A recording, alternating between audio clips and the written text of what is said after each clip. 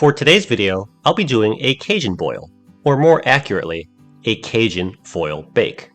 The cool thing about this recipe is that you could use pretty much any ingredients you want. Well, almost anything, because you gotta have some shrimp. So here I've rinsed some shrimp, peeled them, and pulled off their tails. You also have to have some andouille, aka Cajun style sausages. After removing all 4 links from the packaging, I'm going to cut it into bite-sized pieces.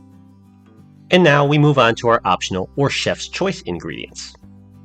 I really like some red pepper in this dish, so I'm going to take a single red bell pepper and cut it into strips. Next, some corn on the cob is always a great idea, especially in the summer. So using a solid knife and pressing down firmly, I'm going to chop each ear of corn into 4 smaller pieces. Now I'll follow that up by chopping up 2 or 3 cloves of garlic, basically as garlicky as you would like it to be. This looks about good. And now add all these ingredients to a mixing bowl. First, we got the corn. Now we have some bell pepper, our andouille sausage, our garlic, and finally the shrimp that we led this video off with. And now we season the contents of our mixing bowl. To begin, I've got some parsley. I'm going to add about a tablespoon to the bowl. And of course, you can't have a Cajun boil without Louisiana Cajun seasoning.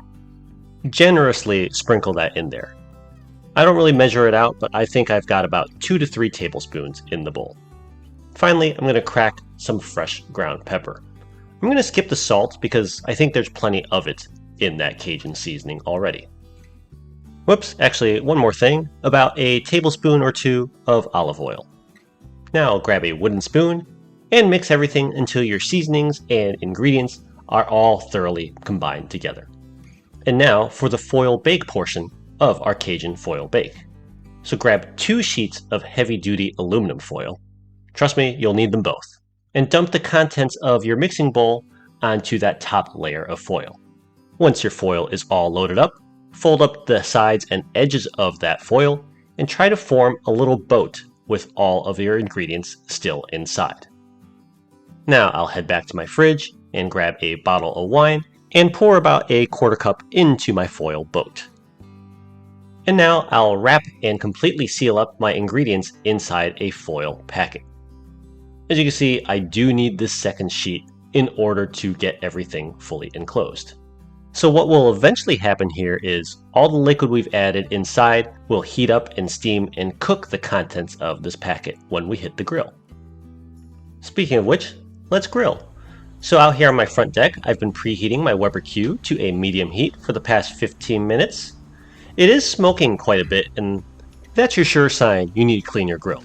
So I'll do that next time out. But before then, I'll just lay my Cajun foil packet directly across the grill grates.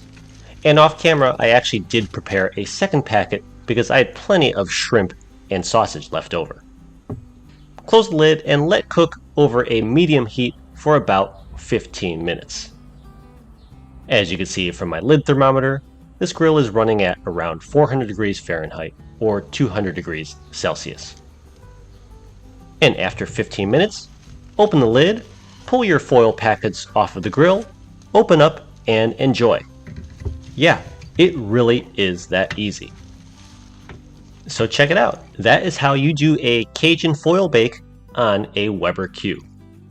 So like I kind of said in the intro, this is a very customizable recipe, and just how I made it this time.